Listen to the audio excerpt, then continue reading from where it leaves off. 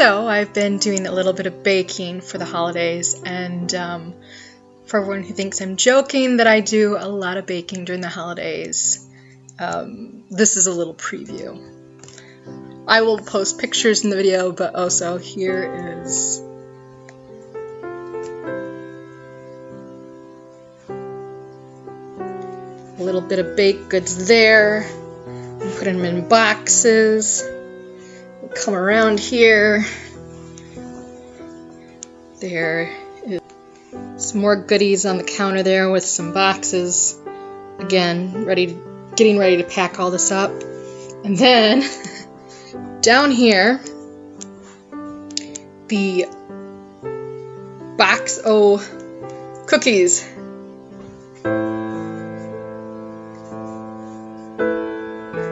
And goodies. So, this is what I have been up to.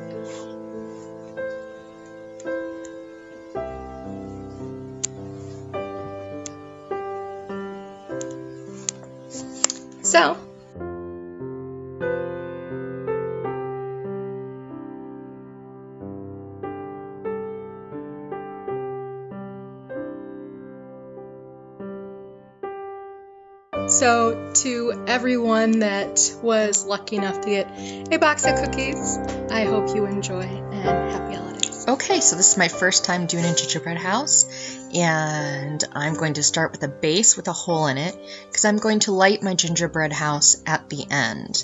I did make stained glass windows in my gingerbread house, and how I did this was I cooked the gingerbread, and when it was done, I took Lifesavers, crushed them up, and put them in the oven, put them in the little hole and put it in the oven until it melts, about 5 minutes. And the dog's gonna screw this up for me. She just jumped on my knees.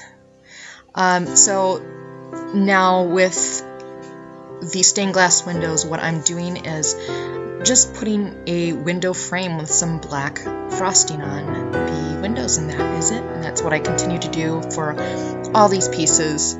I decorate them ahead of time because it's so much more easier to decorate the siding and whatever you can first. Let it dry so it doesn't wreck and doesn't get bumped, and then assemble the house. And it really makes it a lot easier to decorate and assemble the house. So, because there's some places you can't get at when the house is assembled. So that's what I'm going to be doing throughout this little bit here, is just piping on the frames of the windows and decorating what I can before I assemble the house.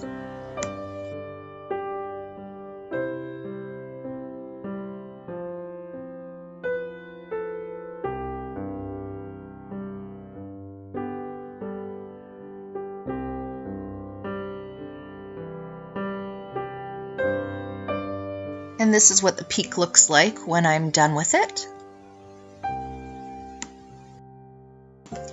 So this is the front of the house I'm going to be decorating next.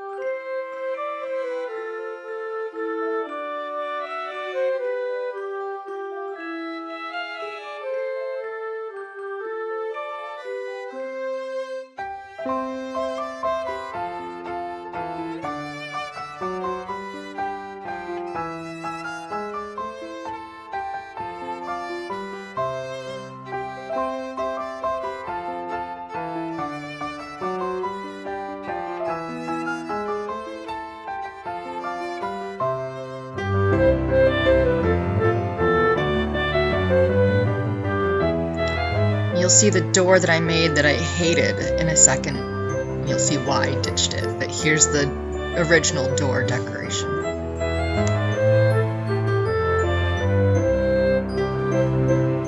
Now I did make a door for the gingerbread house, but I did not like how it looked on it, so I just piped on a door. And then the wreath itself is actually made out of gingerbread with frosting on it and some sprinkles, and then I took Twizzlers and made a little bow.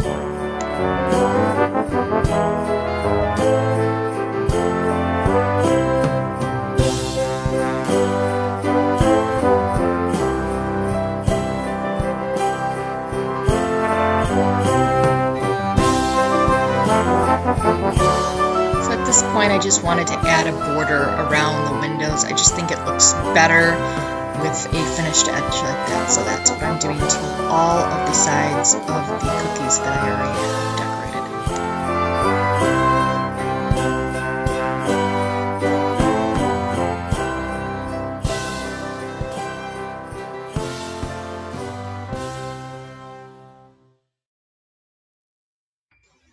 Hey everybody! So we're going to start assembling the gingerbread house, and again I have a base with a hole in it because I'm going to be putting a LED candle inside of it to make the gingerbread house glow. Now what I've done is marked the outline of where my gingerbread house is going to be placed, and then I'm going to pipe royal icing onto the board and start assembling the house. Tips why actually assembling a house. I've heard a lot of horror stories of friends where their houses fell apart, you know, as they were doing them. Now, royal icing itself dries really quickly, so you do have to work quick with it, or things won't stick to it. Number two, when you're actually assembling the house, get some soup cans, tall candles, whatever you have in the house to help support the house and hold it while it is drying.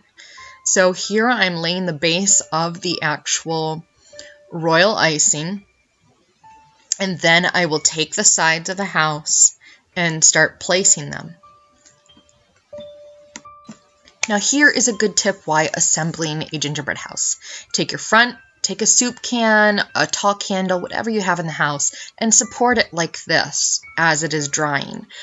It helps also, you don't have a million hands, and it really helps by applying all of the walls for the base. Now the base is what is going to hold your house together, so if your base isn't well glued down or put together or dry completely, then it won't hold the weight of the roof, and it won't hold all the decorations, and it will collapse. And this is where a lot of people run into a lot of problems.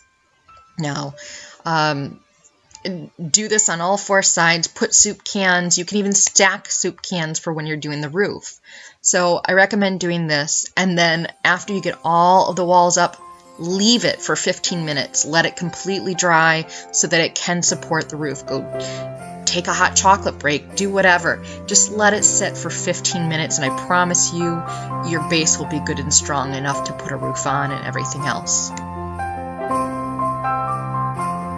So now that you waited 15 minutes for your base to dry, put a really good amount of that royal icing, and I'm placing my peaks of the house on.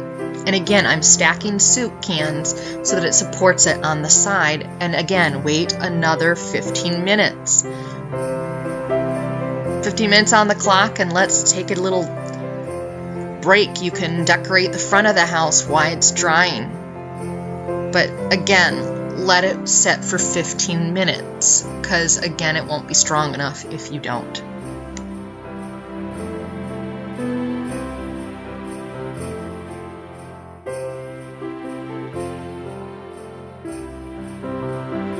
Here's another tip with working with royal icing. Keep all your tips covered, and if you have your royal icing in a bowl, make sure it is covered with a damp cloth. Otherwise, it will dry out like hard candy and it will not be usable. Also, keep your tips in water if you're changing them a lot. That way the frosting doesn't dry and harden in them.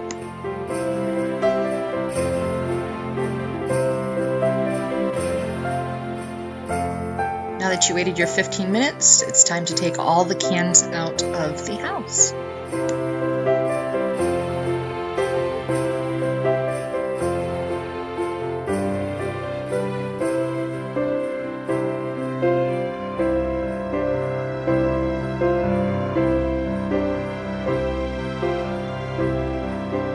So So here's another tip. I forgot as I was baking the gingerbread that you have to, if you have a pattern, cut it again because it spreads quite a bit in the oven. So I forgot to do that with the roof. So here I am cutting it down to make sure it fits the roof again. And then I have to reapply the royal icing because it is already dried. But word to the wise, if you are baking your own gingerbread cookies, then if you have a pattern, make sure that when it comes out and is hot, you cut it so it is the exact size that you need, and you don't have to go through this. Again, another 15 minutes to let it dry and let it get hardened so it will support the other side of the roof. And this is the most important. So 15 minutes on the clock. And again, do a little break. I'm doing a little tea here. You can do hot chocolate, but wait that 15 minutes.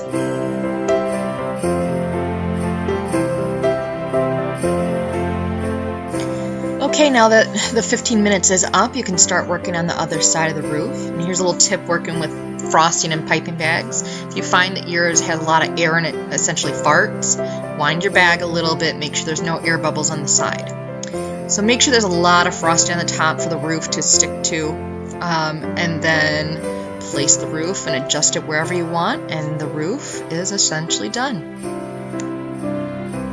Now I'm going to add some frosting to the top where there is a seam. I don't want to see that, so I'm going to cover it with some royal icing, and I'm just placing to see where I want to put decorations.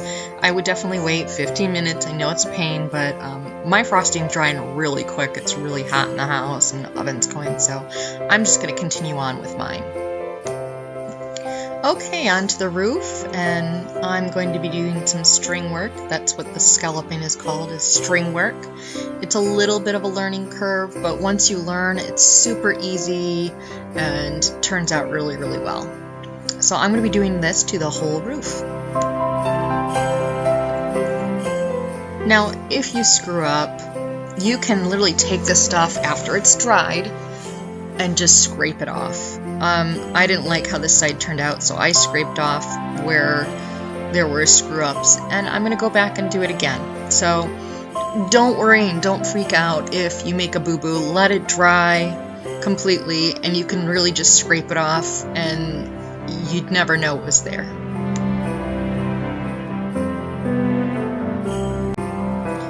Okay, I'm going to show you how to do string work. From the scallops, you pull with your tip out, straight out, and when it starts to fall like that, then you want to touch it right to the other scallop in the middle. Pull, let the weight of the frosting pull the frosting down, and once it collapses almost, that's when you want to move the string work to the side. So again, you just pull out, let it fall, and place it. Now I moved it all the way up so that it could attach to the other strings and look finished.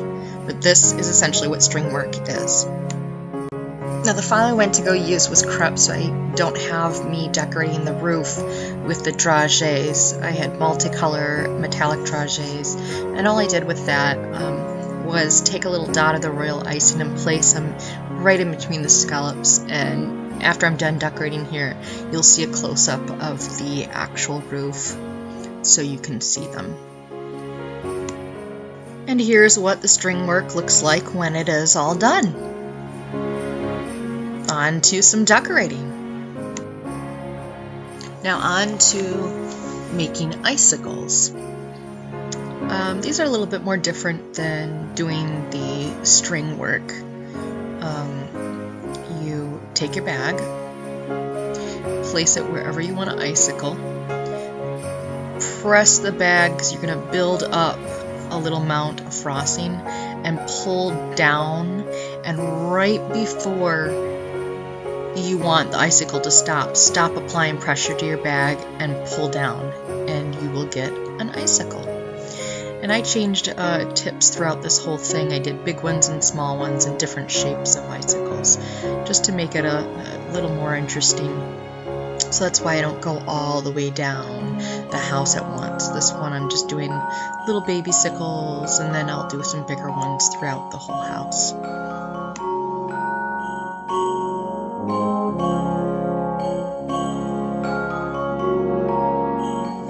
here I am decorating the chimney. I'm just putting icing down, and I actually have fake stone candies, so that's what I'm putting on my chimney.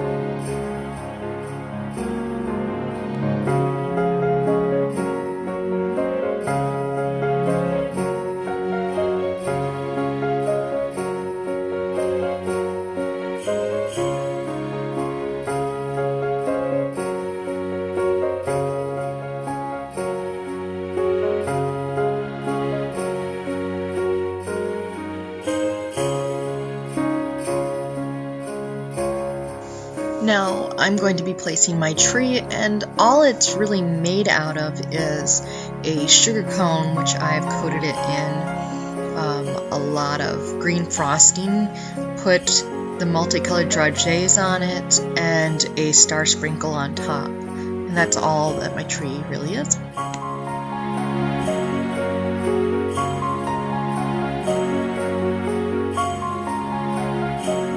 So after looking at this, I felt that it needed some water. So I'm going to be making a little pond, and I'm just taking some blue frosting, making whatever shape I'd like and filling that in.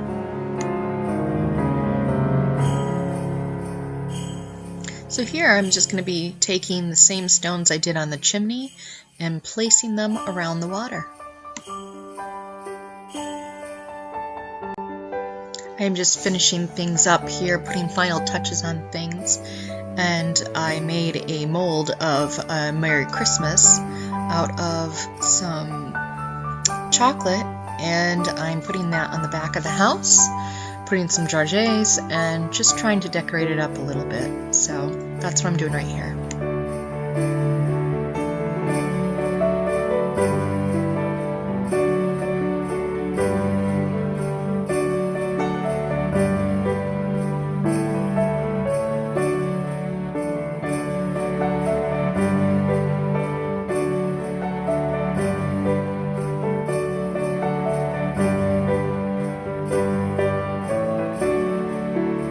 Here I'm creating a little walkway with some frosting and then some crushed up cookies that I had left over from a cake I did before. So this is why I made a base in my hole. To take a battery operated candlelight, not a real one because it will melt the stained glass windows. But you place it on top of it, you place it inside the hole, and you have a very beautiful lit, flickering, candied gingerbread house with the beautiful stained glass windows. It really is beautiful. You can see them really light up there now. The side windows are thinner, so you're going to be able to see the light come through a lot more, and that's something to think about when you are doing stained glass windows. The thinner they are, the better light that's going to come through. Now, though, on the peak here, you really can't tell because that is thicker than, that was the first one I did, and they turned out really, really thick. But this is really beautiful. It makes a nice little table decoration for the holidays. So I'd really, really recommend doing one. I really enjoyed myself, even though this was my first one that I've ever made. So I hope you guys enjoyed this, and I hope you guys had a great holiday and try this sometime.